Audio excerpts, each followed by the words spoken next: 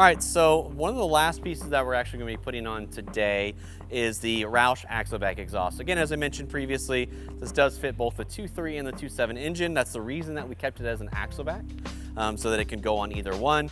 And the nice thing is this does have this really nice matte black. This is what we call a high clearance exhaust. So this is actually just meant to be clamped on. So it's easily removable. That way you can still retain that high clearance angle if you're going off-road and on the trails.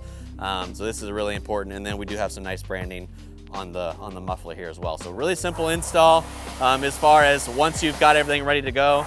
There is one little piece of it that is probably a medium difficulty, and that's actually removing the rear bumper to be able to get access to the OEM exhaust tip or the OEM exhaust hanger that you need to install this. There's actually going to be a position where you have to change the position of that hanger to be able to make this go on. But other than that, it's an Axleback exhaust.